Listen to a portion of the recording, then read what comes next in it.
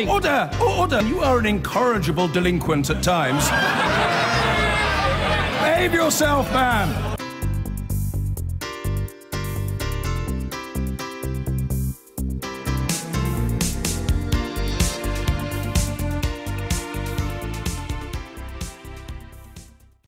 The speech seems to mark a slight change of approach, or more than that, really, because, of course, she had talked about hard Brexit and no deal is better than a bad deal. Maybe those days are behind us.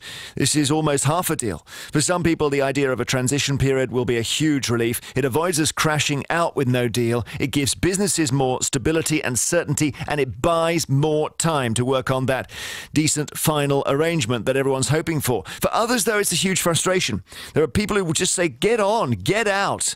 And they will be pulling their hair out at the idea that the status quo could now remain until at least 2021, including the payments into the EU. So today we ask, is this a vital deal, a transition deal, or a total waste of time? The only practical way to exit the EU, or yet another barrier, prolonging the process and stopping us getting the heck out? 08000 288 291. Email vine@bbc.co.uk. We're joined by Lord Pearson of Rannoch, who is a UKIP peer, who wants us out now, and Ian Dunt, who's the editor of politics.co.uk, and says we need this transition period. Lord Pearson, first of all, you think we should have said no?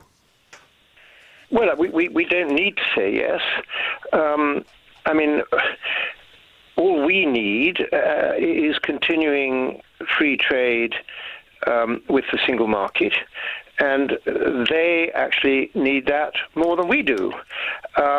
We want to take back our law and our borders, and I imagine we're going ahead with that. And the point in all this, of course, is that the bureaucrats' only interest, is to keep their failing EU project going, and they don't care if that hurts the real people of Europe. But when you say the idea that we should pay for access to the single market, when if they force us back to the WTO, right, they will pay 13 billion in extra tariffs to us, and we'll pay 5 billion to them. So it's in their interest for us to keep free trade with the single market. That's the key. Right. So why? So hang on. Ian Dunt, you tell us, or tell Lord Pearson why it is necessary to have this transition deal. The problem is that, let's say that we leave with absolutely no deal whatsoever. Now, half of our goods goes to the EU. If you leave a customs union, if you leave a single market, you will have those goods checked at the border. That means that when you get to Dover, they have to go through, they have to be detained, lorries taken, put to the side, having goods taken off, sent off for testing to make sure they're in compliance. And that stuff is profoundly damaging for businesses that rely on their ability to export. Yeah, but there is a solution to this, of course, which is just that you extend the amount of time that you have for goods to go over the border while you finalise negotiations. If you're someone who's selling agricultural goods in this country, we have no checkpoints to send that outside of the single market. That is profoundly damaging. Those guys will lose their business. So it's not just some small political game. It has actually profound consequences for people's lives. Lord Pearson, Dover, the jams at Dover. No, but listen, that doesn't make sense. What we should be good enough to say to them is, listen, we'll leave existing arrangements for our trade together in the single market, our free trade together, exactly as it is at the moment. What if they don't accept that? And it is in their interest to agree to that. I mean, they've also got 6 million jobs selling things to us. We've got 3.5 million selling things to them. That's what we say. We don't need any more customs, this, that, or anything else. So that's not how it works. The way that the single market works is that we... Sorry, Lord Pearson, just listen to Ian Dunt for a moment. We'll come back to you. Is that we mutually recognise each other's goods by virtue of having the same regulators. So let's say the European Medicines Agency, right? That has the jurisdiction for the way that we regulate drugs here, and it's a jurisdiction for the way that we regulate drugs in Europe. They know that we can send those products over because we have the same regulator. If we leave it, we are now a different sovereign country, an independent country, just like they've wanted. But that means that they can't rely on the fact that we've done testing up to their standards in order for goods to go across. That is simply the way that works. There's no point us saying, I wish it was otherwise, because those are simply the rules of the customs union. All right, Lord Pearson. Yeah, I mean, Why are we incapable of putting in the same rules as we've got at the moment? Well, we don't have a regulator to do it, is the problem. Well, but I mean, that's the sort of detail. It's not a detail. You have to lease a building, you have to hire people, you have to train them up, you have to set up those systems. That takes an awful lot of time. Lord Pearson, isn't the issue that at least we've got to talk about this stuff and sort it out? And because it's not sorted, we can't do it yet.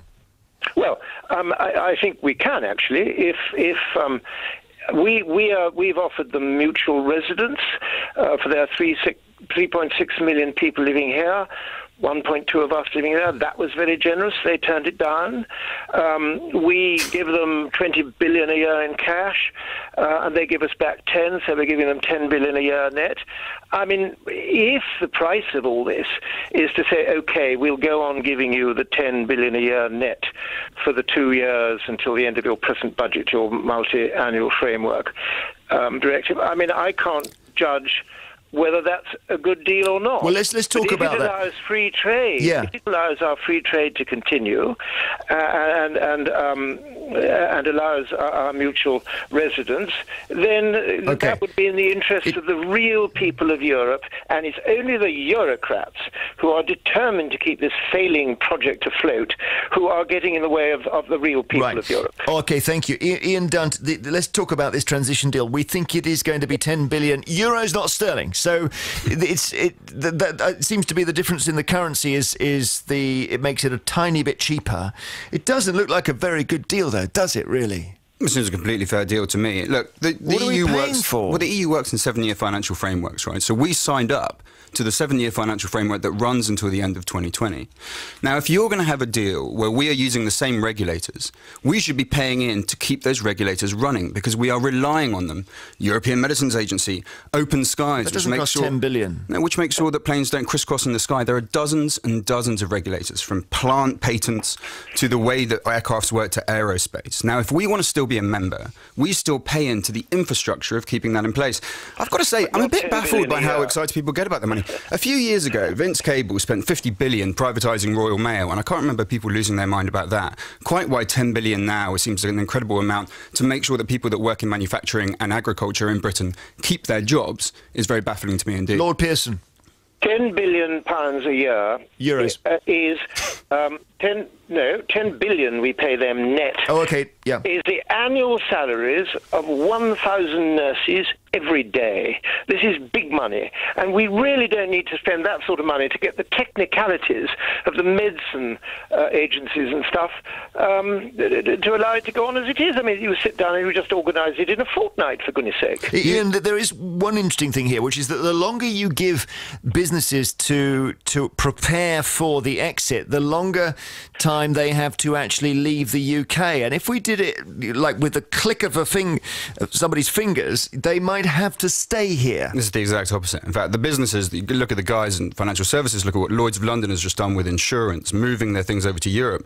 They do it because there's no certainty of continuity. That's the reason that they're leaving. They've gone 18 months or so without any certainty, so they had to start packing up and going. The best thing you can do to keep businesses here is to offer them that continuity, and that is why Confederation of British Industry supports transition. The Trade Union Congress supports transition. That is why there is so much consensus for this, to offer people certainty so they maintain their investment in Britain. So we're going to have the next election, Lord Pearson, fought on, do we really want to leave, aren't we?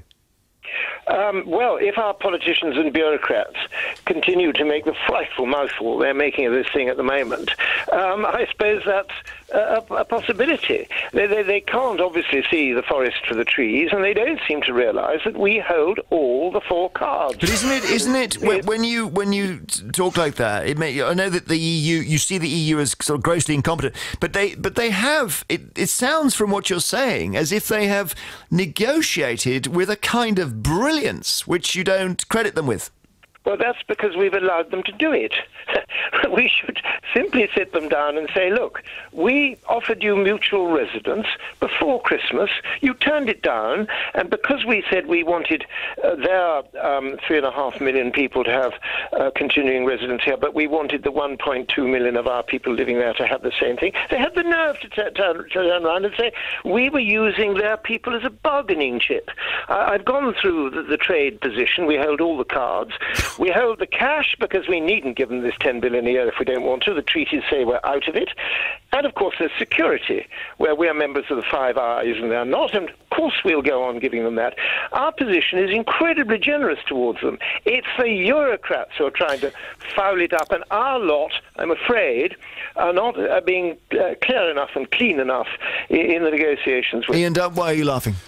I'm laughing because we don't hold all the cards. The Europeans, I don't agree. I don't think that they've been so wonderful. They have been really unimaginative, really legalistic, really strict, and not particularly inspiring. It's just that they are outmanoeuvring our team because our team are an absolute shambles of incompetence. Do people agree with that on all sides? Well, our team is a shambles. The kind of incompetence is actually displayed by what you're hearing from your other guest. I mean, he's saying that we can set up an entire regulatory infrastructure across the economy in 2 weeks. Now, no one serious believes that could be the case, and because we have exercised these kind of myths, this kind of idea to make ourselves feel better about what we want as opposed to what is realistically deliverable, that's why we have put ourselves in a place where they hold such considerable leverage over us. Thank you very much. Ian Dunt is the editor of politics.co.uk, and once this long transition period is going to be announced by Theresa May after 2 o'clock, Lord Pearson of Rannoch just says we should clear out now.